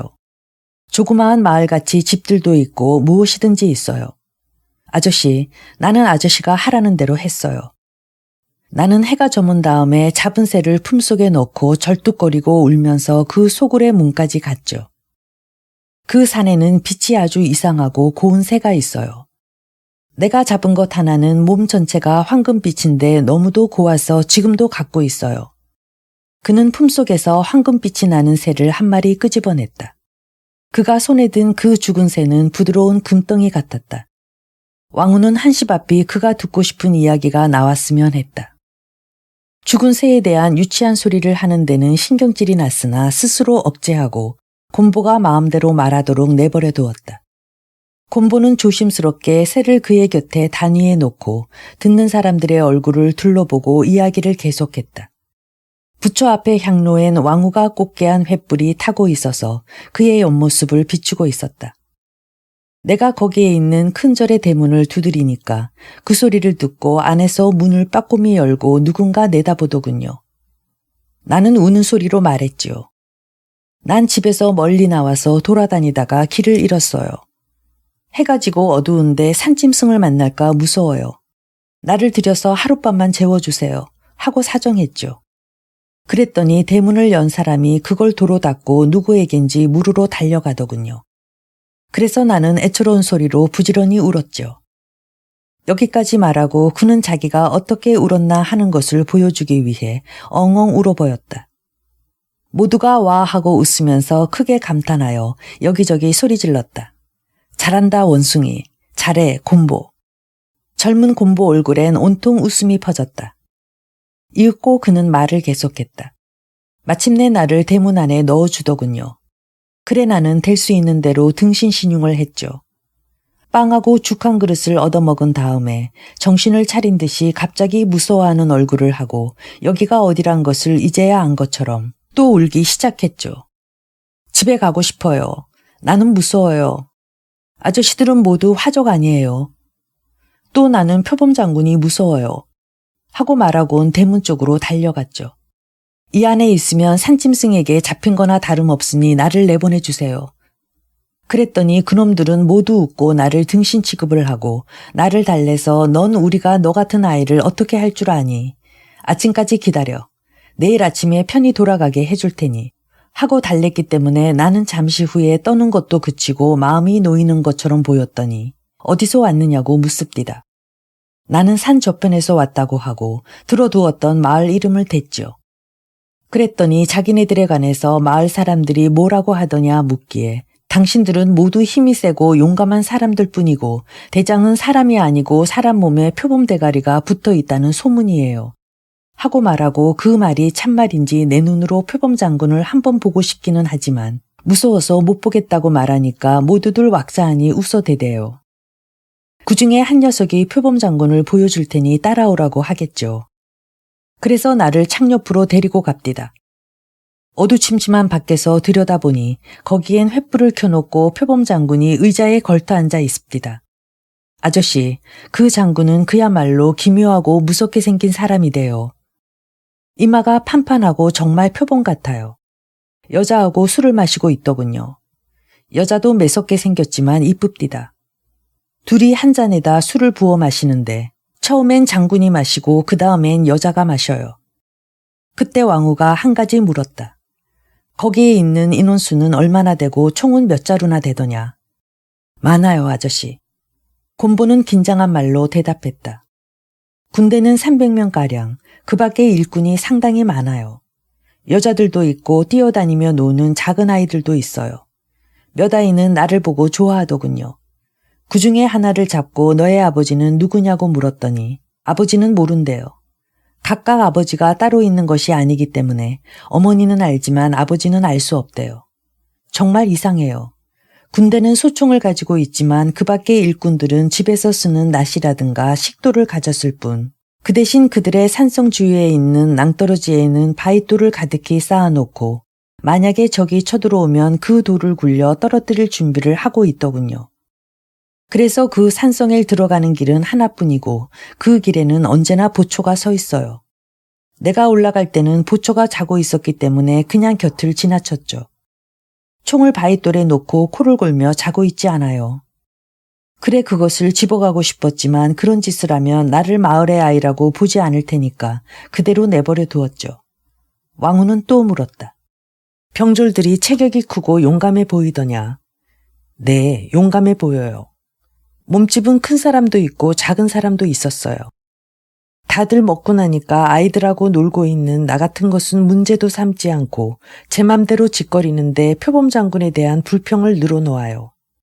장군은 약탈해온 곳은 그들의 규칙대로 고루 나누지 않고 자기만 많이 차지한대요. 또 예쁜 여자들에 대해서도 욕심을 부리고 자기가 다 해먹고 실증이 날 때까지 다른 사람에게 돌려주지 않는데요. 그 장군은 동지들끼리 나눠 가져야 할 것을 나누려 하지 않고 천한 농가 출신이고 글도 모르면서 건방지게 뽐내기만 하니 꼴보기 싫어 죽겠다고 그렇게들 투덜거렸어요. 이 말을 들은 왕후는 크게 만족했다. 곰보는 그가 그곳에서 무엇을 먹었다든가 자기가 얼마나 영리했는가 하는 따위를 득이만면하여 계속해서 떠들어댔으나 그동안 왕후는 표범 장군의 부하가 불평을 가졌다는 것을 알고 그것에 대해 깊이 생각하고 또 개교를 꾸미고 있었다. 이윽고 곰보는 할 말을 남김없이 다한 모양으로 한 말을 되풀이할 뿐이었다. 듣는 사람을 계속 감탄시키기 위해 머리를 짜내보아도 같은 소리만 나왔다. 그것을 알아챈 왕후는 일어서서 곰보를 칭찬한 다음 그대로 피곤할 테니 가서 자라고 이르고 듣고 있던 부하들에게는 자기 맡은 부서로 돌아가라고 명령했다. 이미 날이 새었고 횃불은 거의 사이어져서 마지막 불꽃이 떠오르는 아침 햇빛에 하염없이 펄럭거리고 있었다. 자기 방으로 돌아온 왕후는 그가 신이 많은 부하를 불러 말했다. 나는 여러 가지로 생각한 결과 계획을 세웠다. 나는 한 사람도 죽이지 않고 또 한 발의 탄환도 쓰지 않고 이 계획을 실행할 수 있다고 생각한다. 적군은 우리들보다 수가 훨씬 많으니까 우리는 전투를 피하지 않으면 안 된다. 지네를 잡으려면 먼저 그 대가리를 때려 부수면 된다. 대가리가 부서지면 100개나 되는 발은 어쩔 줄을 몰라서 이리저리 각기 흩어지고 아무 대항도 못하는 것이다. 그러니까 우리들은 이 화적의 두목을 죽이는 일부터 시작하자. 듣고 있던 부하들은 이 대담한 의견에 크게 놀라서 왕후를 쳐다보았다. 그 중에 백장은 거친 목소리로 말했다. 대장님, 그렇습니다. 하지만 그 진해 대가리를 잘라버리자면 먼저 그 진해를 잡아야 하지 않습니까? 그렇지, 내가 잡지. 왕후는 조금도 어렵지 않다는 듯이 대답했다. 내 계획은 이런 것이다. 제군의 힘도 빌어야겠어. 먼저 우리들은 누가 봐도 훌륭한 용사들이라고 보이도록 그럴듯하게 무장을 하고 이 고을의 현장을 만나 우리들은 천하를 두루 돌아다니는 협객인데 그를 호위하는 비밀 임무를 맡겨달라고 청한단 말이야. 그리고 우리는 그 신의를 보이기 위해 현장을 위해서 표범을 죽이겠다고 말한단 말이다. 현장은 지금 그 지위를 잃을까봐 불안한 중에 있으니 좋아라 하고 우리의 도움을 받아들일 거란 말이야. 그렇게 되면 현장도로 표범에게 화친을 청하는 채 하고 큰 잔치를 베풀어서 표범과 그의 부관을 초대하게 한단 말이지. 그리해서 잔치가 진행될 때 기회를 보아 잔을 떨어뜨려 깨지게 하면 그 암호에 따라 제군과 함께 숨었던 내가 뛰어나가서 한 칼에 그 두 놈을 죽여버린단 말이야. 내 다른 부하들은 비밀리 거리에 흩어져 있다가 우리들 마카에 들어오지 않겠다는 화적놈들을 보는 대로 죽여버리게 한단 말이다. 이렇게 한다면 진해의 대가리를 때려 부순 것이 되니까 알고 보면 그렇게 어려운 일이 아니다. 이 설명으로 그 실행 가능성을 알자 그의 신복 부하들은 감탄하고 제각기 그 계획에 진심으로 찬성했다. 그 방법에 대해서 자세히 의논한 다음 왕후는 그들을 돌려보내고 전 부하들을 법당으로 모았다. 그리고 신복 부하들을 시켜서 절의 중들이 가까이 못 오게 감시하게 하고 그 계획을 그들에게 발표했다. 그들의 환호는 열광적이었다. 좋소, 좋소, 범장군 만세. 왕후는 천으로 가린 부처 앞에 서서 그들의 환호를 받았다. 그는 아무 응답도 하지 않고 초연한 태도를 취했으나 이렇게까지 부하를 움직일 수 있는 자신의 힘에 대해 내심 깊은 환희를 느끼고 숙연히 그들을 바라보고 있었다. 부하들은 다시 조용해지고 그의 다음 말을 기다렸다. 제군은 배불리 먹고 실컷 마시게. 그리고 되도록 평복을 하되 무장은 든든히 해. 그리고 총을 가지고 이제 내가 말한 읍에 가서 여기저기 흩어져 있어야 하네. 형공소에서 너무 멀리 떨어진 곳은 안 돼. 내가 호각을 세게 불거든 곧 집합하게. 그때까지는 며칠이든지 기다려야 해. 각자에게 은전 5립씩 나누어 주어라. 술값과 여간비다. 이것이 끝나자 부하들은 모두 만족했다. 왕후는 신복 부하 3사람을 불러 협객다운 복장을 시키고 가슴에는 비수를 품게 하고 모두 총을 들어 함께 산을 내려갔다. 난폭하던 병정들이 떠나가는 것을 본 중들은 희색이 만면했다. 그것을 본 왕후는 그들에게 말했다. 아직 시원해 하긴 일러. 다시 돌아올지도 모르니까. 더 좋은 장소가 있으면 안 돌아올 테지만. 왕후는 중들에게 후히 돈을 주었다. 실비 이상을 치르면서 주지에게 말했다. 지분과 그 밖에 집수리를 하고 옷도 새로 한 벌씩 사입으시오. 이렇게 아낌없이 많은 돈을 주는 것을 본 중들은 감격했다. 늙은 주지는 미안한 듯이 말했다. 알고 보니 당신은 진실로 어진 분입니다. 저는 당신의 복을 빌어드리겠습니다. 그 밖엔 은혜를 갚을 도리가 없으니까요. 그러자 왕후는 대뜸 대답했다. 아니, 그렇게 수고할 건 없소. 나는 부처를 별로 믿지 않으니까. 다만 후일에 누구 범장군이란 이름을 입에 담거든 그 사람에 대해서 좋게 말하시오. 범장군은 당신네들에게 과히 폐를 끼치지 않았다고 말하시오. 늙은 주지는 눈이 휘둥그레져서 왕후를 보고 그저 몇 번이고 그러겠다고 다짐을 두었다. 그리고 받은 돈을 소중히 양손에 쥔 채 가슴에 대고 있었다. 13. 신복부와 3사람을 데리고 왕후는 곧장 읍으로 향했다. 그리고 읍에 온 그들은 바로 형공소로 갔다. 형공소 대문 앞에는 문지기가 한가하게 돌사자의 기대에 서 있었다. 왕후는 당당하게 말을 건넸다. 현장에게 비밀한 용무가 있으니 들어가게 해다오. 이럴 경우엔 문지기에게 돈을 쥐어주는 것이 보통인데 왕후는 돈을 내놓지 않았기 때문에 문지기는 응하지 않을 기세를 보였다. 그것을 본 왕후는 소리를 버럭 질렀다. 그 순간 그의 세 부하는 뛰어나와 문지기 가슴에 총을 들이댔다. 문지기는 새파랗게 질려서 뒤로 자빠졌다. 왕후 일행은 뚜벅뚜벅 대문 안으로 들어갔다. 대문 근처엔 하는 일 없이 어른거리던 병졸이 몇 있었으나 그 광경을 보고도 한 사람도 감히 대들지 못했다. 왕후는 짙은 두 눈썹을 찌푸리고 다시금 거칠게 소리질렀다. 현장은 어디 있느냐? 그러나 움직이는 사람은 하나도 없었다. 갑자기 성이 난 왕후는 그의 총으로 제일 가까이 있는 병졸의 배를 쿡 찔렀다. 그 사나이는 펄쩍 뛰고 와들와들 떨면서 말을 했다. 인도합지요. 안내해 드리겠습니다. 그리고 그는 빠른 걸음으로 앞장서 갔다. 그의 질린 모습을 본 왕후는 속으로 웃었다. 이렇게 하여 왕후 일행은 그 사나이를 따라서 안으로 들어갔다. 집을 여러 채 지나갔다. 그러나 왕후는 똑바로 앞만 보며 여전히 사나운 얼굴을 하고 걸어갔다. 그의 세 부하도 될 수 있는 대로 그를 따라했다. 마침내 그들은 가장 깊숙한 곳에 있는 집의 앞들까지 왔다. 못이 있고 모란꽃 화단이 있고 노송이 있어 매우 아름다운 경치였다. 그러나 방마다 창에는 휘장이 쳐져 있고 아무 소리도 들리지 않았다. 인도하던 사나이가 문지방에서 발을 멈추고 기침을 하니 한 사람의 시종이 나왔다. 무슨 용무요? 각각께서는 지금 주무시는데. 왕후는 또 한 번 병력같이 소리를 질렀다. 그 고요한 뜰과 집채가 쩌렁쩌렁 울릴 지경이었다. 그럼 깨워. 지극히 중대한 용건이다. 현장 자리와 관계 있는 일이니 얼른 일어나야 해. 시종은 어떻게 하면 좋을지 난처하다는 듯이 멍하니 왕후의 얼굴만 보았다. 그 위풍당당한 모습을 본 시종은 필시 이들은 성정부에서 온 고관일 것이라고 짐작하고 곧 안으로 들어가서 현장을 깨웠다. 갑자기 꿈에서 깬 늙은 현장은 일어나서 세수를 하고 관복으로 갈아입고 대청으로 나와 왕후 일행을 드리라고 일렀다. 왕후는 당당한 태도로 현장 면전에 나타났다. 그리고 적당한 인사를 하였으나 그 인사는 결코 정중한 것이 아니고 머리도 낮게 숙이지는 않았다. 늙은 현장은 자기 앞에 나타난 인물과 인상이 험한 것을 보자 완전히 겁을 집어먹었다. 그래서 황급히 자리에서 일어나 그들을 맞이하고 자리를 권하는 한편 시종을 시켜서 술상을 차리게 했다. 그리고 기빈을 대할 때와 같이 정중한 어조로 말했다. 그런 수작에 능란치 못한 왕후는 간단히 답례를 했다. 이 초대면의 인사가 끝난 다음에 왕후는 단도직입적으로 본론으로 들어갔다.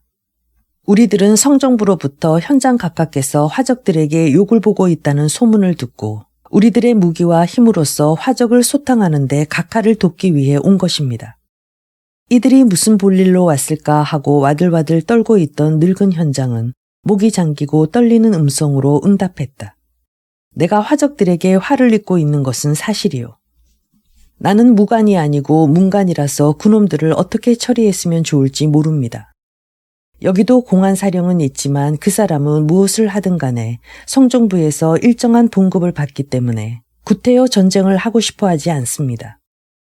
그리고 이 지방의 백성들이 우매해서 얼마 안 되는 당연한 세금에도 불평을 가지고 있기 때문에 전쟁이 일어나면 모두 화적편이 되어 관군에게 대항할지도 모를 일입니다.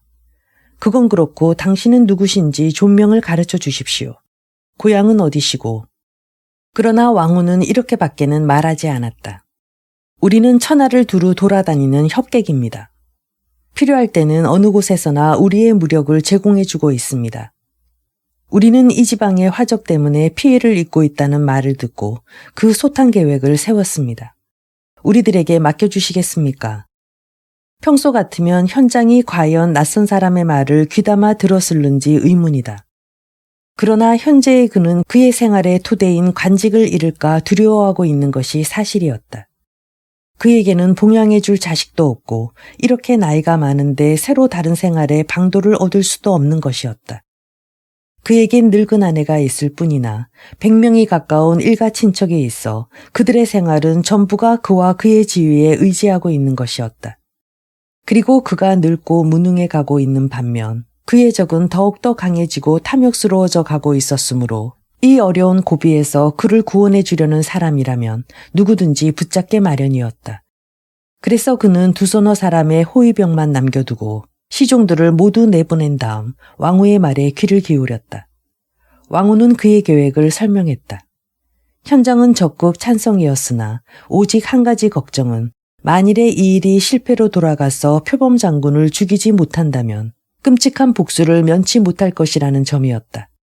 노인이 이 점을 겁내는 것을 안 왕후는 어려울 것은 하나도 없다는 듯이 말했다. 나는 고양이를 죽이는 것과 다름없이 표범도 잡을 수 있소. 그의 목을 베어서 피가 아무리 흘러도 눈 하나 깜짝할 줄 아시오. 반드시 죽일 테니 염려 마시오. 늙은 현장은 곰곰이 생각했다. 자기는 노쇠했고 부하들은 유약하여 겁만 내고 있으니 이 기회를 포착하는 길밖에는 화적을 소탕할 도리가 없다는 것을 깨닫고 마침내 승낙했다. 아무래도 다른 방법은 없을 것 같소. 현장은 시종들을 도로 불러서 연석을 베풀게 하고 왕후 일행을 귀빈으로 접대했다. 여기서 왕후는 현장과 그 계획의 실행 방법에 대해서 세세히 검토하여 만반의 준비를 다하기로 했다. 그리하여 2, 3일 후에 실행에 옮기기로 했다. 늙은 현장은 쌍용봉의 화족 소굴인 산성에 사자를 보내 다음과 같은 말을 전달하게 했다. 나는 늙어서 이번에 현장을 그만두고 물러가게 되었소. 후임자가 곧 올 것이오. 이제 자리를 떠나는 데 있어 지난날의 적대 감정을 남기고 싶지 않아 장군과 부장들을 모시고 작별의 연석을 베풀고자 하며 아울러 새로 부임하는 현장에게 소개하고자 하오니 만사를 제쳐놓고 왕림하여 주시기 바라오. 이 전가를 받은 표범 장군과 그의 부장들은 좀처럼 믿지 않았다. 그러나 왕후는 그가 의심하리라는 것을 예측했기 때문에 미리 현장 자신의 입으로 그가 떠난다는 소문을 퍼뜨리게 했었다. 화적들이 민중에게 물어본즉 역시 똑같은 이야기를 들었으므로 마침내 그들도 그것이 사실임을 믿게 되었다. 그렇다면 새로 오는 현장을 그들의 소나기에 놓고 그들을 두려워하게 함으로써 싸움을 하지 않고도 지금과 다름없이 그들에게 돈을 바치게 하는 것이 이익이라고 결론지었다. 그래서 그들은 현장의 주대를 쾌히 받아들이고 달이 없는 어느 날 밤에 형공소까지 가겠다는 회답을 보내왔다. 약속한 날 밤에는 비가 내렸다. 그리고 비는 곧 그쳤으나 캄캄한 어두운 밤이었다. 짙은 안개가 끼고 바람까지 불었다. 그렇지만 표범 장군 일행은 약속을 지켜 그들의 제일 좋은 옷을 입고 찾아왔다. 무기를 시퍼렇게 들었다. 호위하는 병졸들은 번쩍거리는 칼을 들고 형공소에 가득 차고 대문 밖에 거리에도 서 있었다. 만약의 경우를 대비하여 경계를 엄중히 하는 것이었다. 늙은 현장은 그의 역할을 썩 잘하여 연극은 순조롭게 진행되었다. 비록 두루마기 속에서 다리는 떨고 있었을 망정 그의 얼굴만은 평소와 같고 말도 은근하고 침착했다. 그리고 그의 부하들에게는 한 사람도 무기를 갖지 않게 했다. 화적들은 자기네만이 무기를 가졌을 뿐 상대방엔 무기가 하나도 보이지 않는 것을 보고 더 한층 안심했다. 현장은 그의 요인들을 시켜서 화족 두목들을 위해 깊숙한 안채의 대청에 연석을 정하고 따라온 호위병들은 대문 안의 마당에서 먹고 마시게 했다. 모든 준비가 되자 현장은 두목들을 안채의 대청으로 인도하여 상좌에 표범 장군을 앉게 했다. 표범 장군이 체면상 몇 번 사양을 하고 나서 자리에 앉자 현장도 주인석에 앉았다. 그는 신호로 술잔을 떨어뜨리고 곧 달아날 수 있게끔 미리 문쪽 가까이 그의 자리를 정해두었다. 그는 유혈극이 끝날 때까지 다른 곳으로 피해 숨어 있을 계획이었다. 연애는 시작되었다. 처음에 표범 장군은 경계하면서 술을 마셨고 그의 부장들이 너무 마음을 놓고 마시는 것 같아 얼굴을 찡그리기까지 했다. 그러나 술은 맛이 좋았다. 술의 명산지로서 이름 높은 이 지방에서도 제일 좋은 술이어서 마시면 더 마시고 싶고 또 요리도 험한 음식만 먹던 화적들로선 좀처럼 볼 수 없는 호사스러운 곳으로서 매우 구미에 당겼다. 화적들은 미천한 집에서 태어난 사람들이었다. 이런 진미를 먹어본 적이 없었다.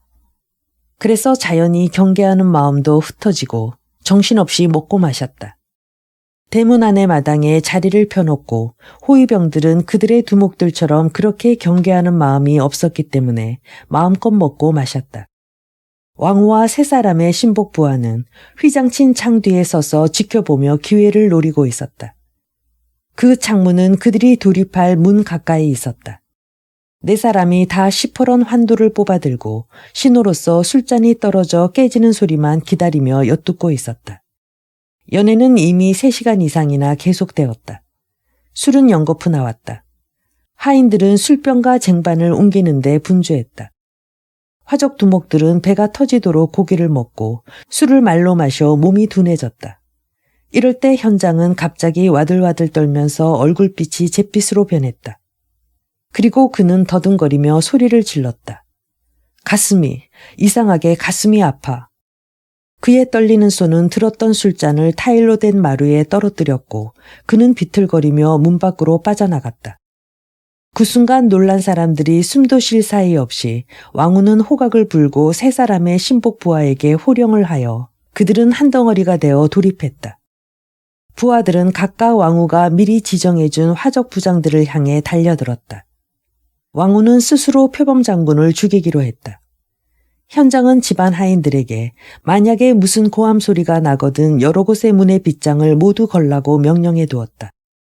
그것을 본 표범 장군은 곧 현장이 나간 문으로 뛰어나가려 했다. 그러나 왕후는 날쌔게 뛰어들면서 그의 팔을 찔렀다. 표범 장군은 벌떡 일어섰으나 손에 든 것이란 단도뿐이었기 때문에 왕후를 대항할 수가 없었다. 왕후의 신복부와 세 사람은 각기 그의 적에게 달려들었다. 이들의 아우성 소리로 집이 떠나갈 것 같았다. 신복부하들은 상대를 죽일 때까지 다른 싸움을 거들떠볼 겨를이 없었다. 그러나 부장들은 만취해 있었기 때문에 용이하게 죽일 수 있었다. 화적의 부장들을 죽인 그들은 왕후를 돕기 위해 그에게로 갔다. 표범 장군은 적일망정 강한 적이었다. 어지간히 취했건만 동작이 극히 민첩하고 발로 차고 단도로 칼을 받기도 했다. 왕후는 처음 마음먹었던 대로 쉽게 한 칼로 그를 무찌르지 못했다. 그러나 그는 단신으로 표범 장군을 죽였다는 영예를 갖기 위해 부하들의 조력을 원치 않았다. 용사가 적의 용기에 대해서도 감탄하듯이 왕후도 표범 장군이 그런 빈약한 무기 하나만 가지고도 용감히 싸우는 것을 보고 감탄하지 않을 수 없었다. 왕후는 이런 용사를 죽이는 것이 애석했다. 그러나 죽이지 않을 수 없었다. 왕후의 번개 같은 환도에 표범 장군은 한 구석으로 쫓겼다. 과식하고 또 술도 취한 표범 장군은 평상시처럼 그의 최선을 다할 수 없었다. 더구나 그의 검술은 자기 스스로 닦은 것이기 때문에 오랫동안 군대에서 검술의 단련을 받은 왕후의 능숙한 솜씨에는 대적할 수가 없었다. 단도를 진 그의 손은 점차로 피로해지고 세차게 들이치는 왕후의 환도를 재빨리 막아내지 못했다. 왕후의 환도는 그의 배를 찔렀다.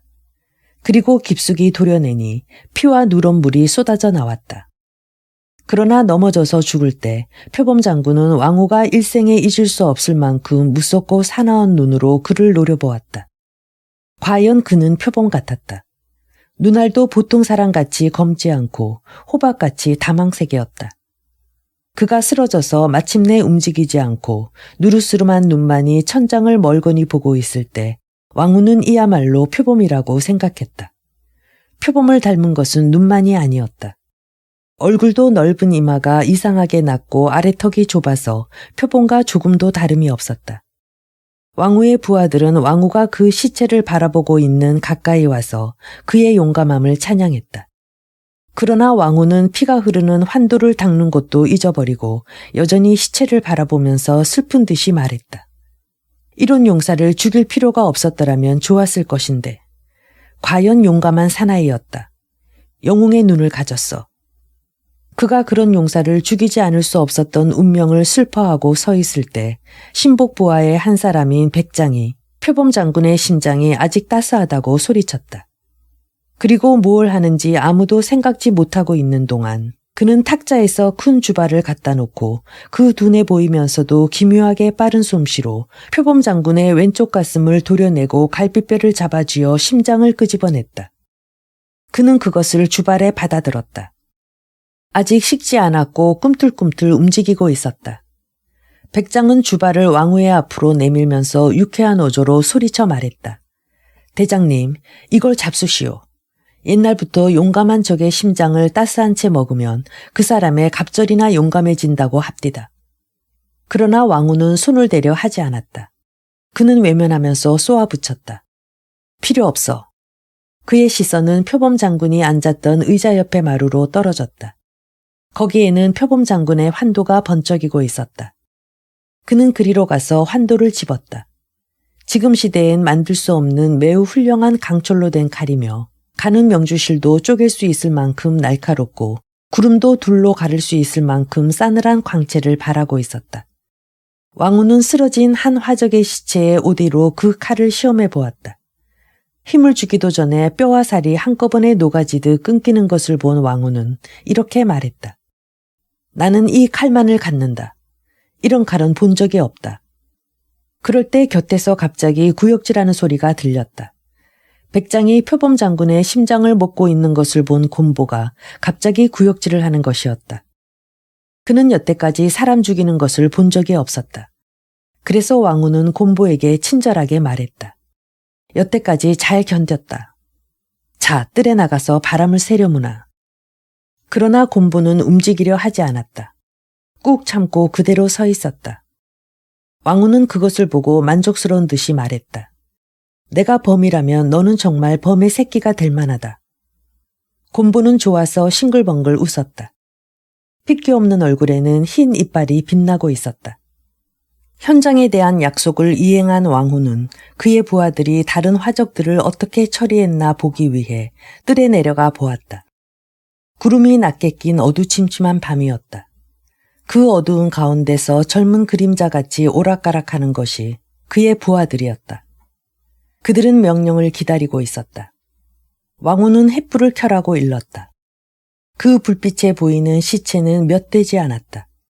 그는 적을 무단히 죽이지 않고 만약에 용사가 있거든 이편으로 가담할 기회를 주라고 명령해 두었기 때문에 적의 시체가 적은 것을 보고 만족하게 여겼다. 그러나 왕후에게는 아직 할 일이 남아 있었다. 쌍용봉에 있는 적의 소굴은 지금이 가장 약할 때인 만큼 화적들이 다시금 힘을 모으기 전에 그곳을 습격하리라 결심했다. 그래서 그는 현장과 만나는 시간조차 아깝게 생각하고 뱀들의 소굴을 소탕할 때까지 보수를 바라지 않소 하는 정갈만 남겨두고 곧 부하들에게 명령을 내렸다. 이 암흑의 밤을 타고 쌍용봉으로 가려는 것이었다. 그러나 부하들은 그의 명령에 따르기를 과히 좋아하지 않았다. 그들은 이미 일전을 치렀는데 이 밤중에 10리가 넘는 쌍용봉까지 또 전투를 하러 간다는 것이 못마땅하게 생각되었던 것이다. 그것은 적어도 그의 부하의 대부분의 생각이었다. 그들은 일전을 치른 대가로 이 읍내에서 약탈을 하는 것을 허락해 주었으면 하는 것이었다. 그래서 왕후에게 말했다.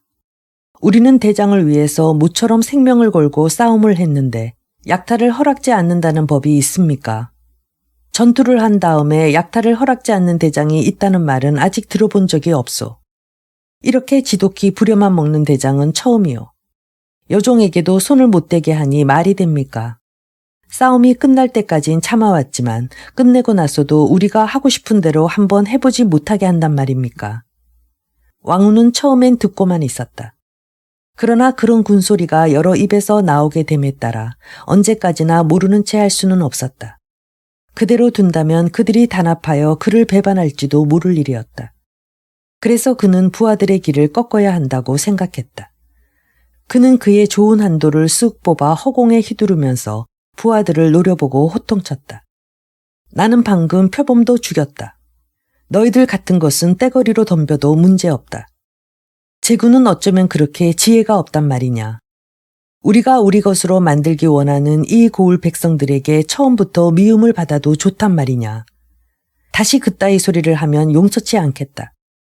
지금부터 화적들의 산성을 습격하고 그곳을 함락시키거든 거기서는 제군 마음대로 약탈해도 좋다. 전부 제군에게 준다. 그러나 여자를 강탈하는 것만은 허락지 않는다. 부하들은 그만 질렸다. 어떤 자는 기가 죽어서 변명조로 말했다. 대장, 우리는 농담으로 그랬습니다. 또 어떤 자는 왕후의 말을 믿기 어렵다는 듯이 말을 했다. 대장, 저는 군소리를 하지 않았습니다. 저 화적산성에서 약탈을 한다면 우리들은 어디서 살게 됩니까? 저는 우리들이 거기서 살 것이라고만 생각했는데요. 아직 왕후는 노기가 풀리지 않았기 때문에 대답이 거칠었다. 우리들은 화적단이 아니다. 나는 보통 화적의 두목과는 다른 것이다. 제군은 어리석은 소릴랑 말고 나만 믿어라. 나에겐 좋은 생각이 있다. 쌍용봉의 화적산성은 말끔히 태워버린다. 화적들은 하나도 남기지 않고 소탕해버려 이 고을 백성들이 마음 놓고 살 수 있게 해주려는 것이다. 부하들은 더한층 놀랐다. 신복 부하들까지도 놀랐다. 그중 한 사람이 모두를 대신해서 물었다. 그렇다면 우린 모두 어떻게 되는 겁니까? 우리들은 어엿한 군대가 되는 것이다. 화적이 되는 것이 아니다. 왕후는 더욱 소리를 높여 말을 계속했다. 우리는 산성을 가질 필요는 없어. 먼저 우리들은 현장의 부하 군대가 되어 읍내 형공소에서 산다. 그렇게 되면 우리들은 관군으로서 어떤 사람도 두려울 것이 없는 것이다. 부하들은 왕후의 기묘한 계획에 감탄하지 않을 수 없었다. 불평의 소리는 바람처럼 사라졌다. 오히려 그들은 명랑한 웃음을 터뜨리고 새삼스럽게 대장을 신뢰했다. 그리고 쌍용봉으로 향했다. 그들이 산성으로 통하는 산마루로 올라갈 때 산마다 안개가 자욱하고 그들이 든 횃불은 그 찬 안개 속에서 타고 있었다. 그들이 갑자기 산성으로 직통하는 길목에 나타났을 때 거기에 섰던 보초는 너무나 뜻밖이라 낭패하여 달아나지도 못했다. 그리고 그가 소리도 내기 전에 왕후의 부하 한 사람은 총검으로 단번에 그를 꿰어버렸다. 무단히 죽이지 말라고 명령한 뒤였지만 그 부하를 나무라지는 않았다. 죽인 것은 단지 한 사람뿐이었고 이런 무지한 병조를 너무 구속하면 반항하는 경우가 있기 때문이었다. 그래서 시체를 그대로 내버려 두고 그들은 산성의 문으로 다가갔다. 그 산성은 과연 한 부락을 이루고 있었다. 돌을 첩첩이 쌓고 찰흙과 석회로 굳게 바른 벽이 주위에 둘러 있었으며 그 입구에 있는 철문은 엄청나게 컸고 굳게 잠겨 있었다. 왕후는 그 대문을 두드렸으나 아무 응답도 없었다. 아무리 두드려도 소용이 없었다. 왕후는 이 산성 안에 있는 사람들이 이미 표범 장군의 소식을 들었으리라고 짐작했다. 아마 화적이 몇 돌아와서 알려준 모양이었다. 그러므로 그들은 이미 달아났거나 혹은 공격을 기대하고 산성 안에 집집에 숨어서 최후까지 싸울 결심을 하고 있을 것이다. 그 근방에는 마른 풀이 많았다. 왕후는 부하들에게 명령하여 그 풀을 모아서 새로 횃불을 만들어 그 대문의 나무로 된 부분을 태우게 했다. 그리하여 사람이 들어갈 만한 구멍이 생겼을 때 한 병졸이 뛰어들어가서 빗장을 빼고 철문을 열어 젖혔다. 왕후를 선두로 하여 그들은 한꺼번에 대문 안으로 들어섰다. 그러나 산성 안은 죽은 듯이 고요했다. 왕후는 귀를 기울이고 무슨 소리가 들리지 않나 하고 들어보았으나 아무 기척도 없었다. 왕후는 부하들에게 횃불을 더 밝히라고 한 다음 그 불로 집들에 불을 지르라고 명령했다. 부하들은 좋아라 하고 횃불을 들고 이 집 저 집에 불을 질렀다. 초가지붕은 순식간에 불을 토하여 산성은 어느 틈에 불바다가 되었다. 이와 동시에 개미집에서 개미떼가 기어나오듯이 불타는 집에서 무수한 사람들이 튀어나오기 시작했다. 남녀노소 없이 물을 쏟아놓은 것 같이 흘러나와 정신없이 이리저리로 달아났다. 왕후의 부하들은 달아나는 그들을 닥치는 대로 찔렀다. 왕후가 달아나는 사람들은 도망치도록 내버려 두라고 고함 질러서 비로소 그들은 사륙을 중지했다. 그리고 왕후는 그들에게 약탈을 허락한다고 소리를 질렀다. 그래서 왕후의 부하들은 아직 불길이 심하지 않은 집 안으로 뛰어들어가서 약탈을 하기 시작했다. 비단이고 무명이고 의복이고 간에 꺼낼 수 있는 대로 드러냈다. 그 중에는 금은 보석을 발견한 자도 있고 술독과 식료품을 찾아낸 자도 있었다. 술과 식료품을 발견한 자들은 혈안이 되어서 마시고 먹기 시작했다. 너무 약탈에 열중해서 재가 지른 불에 타서 죽은 자들도 있었다. 그들이 이렇게 철없이 날뛰는 것을 본 왕후는 신복 부하들에게 그들이 타 죽지 않도록 잘 돌봐주라고 명령했다. 왕후 자신은 이 열광하는 군중과 떨어진 곳에 서서 보고만 있었다. 그는 조카를 그의 곁에 있게 하고 약탈에 참가하지 못하게 했다. 곰보, 우리는 화적이 아니다. 넌 나와 같은 핏줄이니까 그런 약탈질을 해서는 안 된다. 저들은 무지하고 천한 패들이니 간혹 저렇게 자기네 마음대로 하게 해주지 않으면 내게도 충실히 복종하지 않을 게란 말이야. 그래서 저렇게 마음대로 노략질을 하게 내버려 두는 거야. 나는 저들을 도구로 쓰고 있어. 내 성공을 위한 도구로 쓰고 있단 말이다. 하지만 너는 저들과는 다르다. 이렇게 말하여 곰보를 그의 곁에서 떠나지 못하게 했다. 그런데 그때 참으로 이상한 일이 일어났기 때문에 곰보를 곁에 둔 것이 만번 다행이었다. 왕후가 소총을 짓고 집들이 거의 타서 불꽃도 가라앉고 연기만 뭉게뭉게 내고 있는 것을 바라보고 있을 때 갑자기 곰보가 으악하고 소리를 쳤다. 몸을 획 돌리는 순간 왕후는 환도가 그를 향해 떨어지는 것을 보았다. 그 찰나에 그도 환도를 번개같이 뽑아 내려오는 칼을 받았다. 떨어진 칼날은 왕후의 손끝으로 미끄러져 지나갔다. 다쳤다는 정도는 안 되고 그 칼은 땅에 떨어졌다. 왕후는 맹호처럼 어둠 속으로 뛰어들어 그에게 대들었던 자를 잡아 끌고 횃불 앞으로 갔다. 그것은 여자였다. 왕후는 그가 잡은 포로를 보고 깜짝 놀랐다. 그것을 본 곰보는 소리 질렀다. 아저씨, 이건 내가 전에 본 여자예요. 표범 장군과 같이 술 마시는 것을 보았어요. 왕후가 무슨 말을 하려 할 때 여자는 몸부림을 치면서 왕후가 잡고 있는 팔을 뿌리치려 했다. 그러나 그의 손은 억세였다. 그녀의 힘으론 도저히 어찌할 수 없는 것을 안 그녀는 얼굴을 약간 뒤로 젖히곤 왕후의 얼굴을 향해 침을 탁 뱉었다.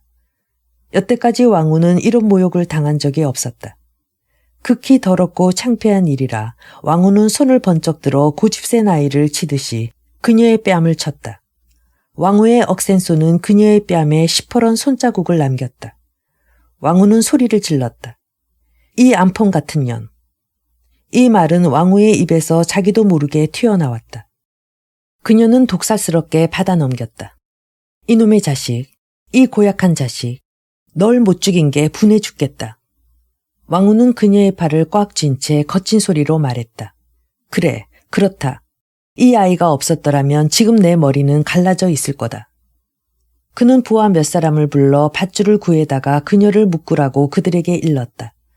그리고 그녀를 어떻게 처치할 것인가를 결정할 때까지 대문 옆의 나무에 메어두게 했다. 부하들은 명령대로 그녀를 나무에 단단히 동여매었다. 그녀는 살이 찢길 듯이 몸부림을 쳤으나 밧줄은 조금도 헐거워지지 않았다. 그래도 그녀는 몸부림을 쳤다. 그러면서 발악을 했다. 왕후의 일당과 특히 왕후에게 욕설을 퍼부었다. 그것은 좀처럼 들어볼 수 없는 입에 담기 어려운 욕설이었다. 왕후는 부하들이 그녀를 나무에 동요매는 것을 바라보고 서 있었다. 그 일이 끝나자 그들은 다시 즐거움을 찾으러 집이 타는 쪽으로 갔다. 왕후는 그녀 앞을 왔다 갔다 거닐면서 몇 번이나 그녀의 얼굴을 보았다. 그때마다 그는 더욱더 놀라운 생각이 들었다. 그녀는 아직 젊었다. 윤곽이 뚜렷하고 영리하고 예쁘게 생겼다. 얄팍한 빨간 입술에 높고 곱게 생긴 이마, 샛별 같은 두 눈은 노기를 띄우고 날카롭게 빛나고 있었으며 여우 같은 인상을 주었다. 확실히 아름다운 얼굴이었다. 그가 앞을 지날 때마다 얼굴을 찌푸리고 침을 뱉고 욕설을 했지만 그래도 예뻤다. 왕후는 그런 욕설을 들어도 조금도 개의치 않았다. 그저 묵묵히 거닐면서 그 얼굴만 보았다. 얼마 후에 밤도 점점 새기 시작했고 그녀도 지쳤다. 너무 단단히 동여매어서 고통이 심한 모양이었다. 그래서 마침내 욕설은 끊어지고 침만 뱉었다. 그리고 다시 얼마 후엔 침을 뱉을 기력조차 없어졌다. 이윽고 침이 말라서 입술을 혀로 몇 번이나 핥으면서 숨가쁘게 말했다. 이 밧줄을 좀 늦춰줘요. 아파서 못 견디겠어요. 왕후는 그녀가 욕설을 할 때 모른 채 한 것과 같이 그에게 호소할 때도 모른 채 했다. 그녀가 꾀를 부리는 것이라고 생각하고 순웃음만 띄울 뿐이었다. 그녀는 그가 가까이 올 때마다 거듭 사정을 했으나 그는 한 번도 대꾸하려 하지 않았다. 마침내 그녀도 고개를 숙이고 잠자코 있었다. 그래도 그는 너무 가까이 가지 않았다. 잠이 들었거나 기절한 것처럼 보이고 있다가 가까이 오면 다시 침이라도 뱉을지 모르기 때문이었다. 그러나 몇 번이나 앞을 지나가도 그녀는 고개를 들지 않았다. 그는 곰보를 불러서 가서 보라고 했다. 곰보는 곁에 가서 턱을 들고 얼굴을 들여다보았다. 그녀는 과연 기절해 있었다. 그래서 왕후도 가까이 가서 얼굴을 자세히 보았다. 꺼져가는 불빛에 멀리서 본 그의 얼굴보다는 한층 더 예뻤다. 25이 넘지 않아 보였다. 농부의 딸이나 천한 계집과는 품이 달랐다. 이 여자는 누구일까? 어떻게 해서 이런 곳에 왔을까? 표범은 어디서 이런 여자를 구했을까? 하고 그는 궁금한 생각이 들었다. 왕후는 부하를 불러서 밧줄을 늦추어 주게 하고 나무에 동여매지도 말고 그대로 땅에 누워두었다. 그녀는 아직 기절한 그대로였다. 그녀가 정신을 차렸을 땐 이미 날이 새고 아침 햇볕이 안개 속으로 퍼지기 시작할 무렵이었다. 이때 왕후는 부하들에게 호령했다. 자, 시간이 되었다. 우린 이제부터는 다른 일을 해야 한다. 약탈한 물건을 가지고 서로 언쟁을 하고 있던 부하들은 그의 명령 소리를 듣고 시무룩해지면서 모였다. 그의 호령 소리는 병력 같았다. 그는 총을 손에 들고 자기 앞에 모인 부하들에게 만약 명령에 복종하지 않는 자는 총살할 듯한 기세를 보이며 설명했다. 이 산성에 있는 총과 탄약은 전부 이리로 가져와. 그것은 내 몫이다. 모아온 것을 왕후 자신이 세어보니 소총 120정과 상당한 양의 탄약이었다. 그러나 소총은 낡고 녹이 슬어서 몹쓸 것이 있었다. 게다가 구식이고 투박한 것이었기 때문에 더 좋은 것이 발견되면 버릴 작정으로 일단 한 곳에 모아 쌓아두었다. 그러고 나서 그의 부하들은 아직도 연기가 오르는 속에서 약탈한 물건들을 매동그렸다. 왕후는 부하들이 모아온 것 중에서 쓸만한 총과 탄약을 세워 신이 많은 부하에게 감시시켰다. 그것이 끝난 다음에 묶어두었던 여자 쪽을 향했다. 그녀는 이미 정신을 차려서 묶인 채로 땅에 누워 있었다. 왕후가 자기를 보는 것을 알자 그녀는 독살스러운 시선을 그에게 쏘았다. 왕후는 무뚝뚝하게 물었다. 너는 누구냐? 너희 집으로 보내줄 것이니 집이 어디냐? 그러나 그녀는 대답하지 않았다. 대답하는 대신에 침을 뱉었다. 그 얼굴은 성난 고양이 같았다. 왕후도 벌컥 성이 나서 두 부하에게 일렀다. 이 계집을 묶은 밧줄 밑으로 작대기를 끼워 매고 형공소까지 가져가라. 그리고 옥에 처박아도. 그러면 무슨 말을 하게 되겠지. 부하들은 명령대로 사정없이 밧줄 사이로 작대기를 끼워 한쪽씩 어깨에 메고 그녀를 매단 채 걸어갔다. 준비가 다 되었을 때는 태양이 벌써 산꼭대기에 올라섰다. 왕후는 선두에 서서 산 밑으로 향했다. 산성에는 가는 연기가 아직도 올라오고 있었으나 왕후는 그것을 한 번도 돌아보지 않았다. 이렇게 하여 그들은 시골길을 걸어 다시 읍으로 돌아왔다. 도중에 행인들은 이 기괴한 행렬을 곁눈질로 보았다. 특히 작대기에 달려서 가는 여자에게 이상한 느낌을 가졌다. 여우같이 생긴 그녀의 얼굴은 잿빛이 되어 축 늘어져 있었던 것이다. 행인은 모두 호기심이 생겼으나 무슨 일이 있었느냐고 감히 물어볼 수는 없었다. 괜히 잘못 건드렸다가 봉변을 당할까봐 두려웠기 때문이다. 그래서 그들은 한두 번 곁눈질로 보기만 하고는 못 본 채 하고 자기 일이나 하였다. 왕후와 그의 부하들이 읍내 성문까지 왔을 때에는 해가 중천에 오르고 햇빛이 온누리에 쏟아지고 있었다.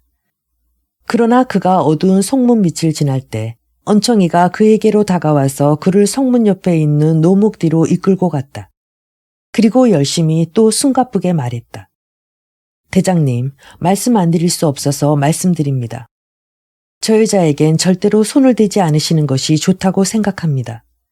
저 여자는 꼭 여우같이 생기고 눈도 여우 눈입니다. 저런 여자는 반드시 무슨 꾀를 가졌습니다. 내가 단도로 처치해버리지요. 왕후도 여우가 사람의 탈을 쓰고 어떤 일을 하는가에 대한 이야기를 여러 번 들은 적이 있었다. 그러나 대담하고 두려움을 모르는 그는 껄껄 웃으며 말했다. 나는 사람도 귀신도 무섭지 않아. 그리고 저것은 한갓 계집에 지나지 않아. 그는 언청이를 뿌리치고 다시금 행렬의 선두에 섰다.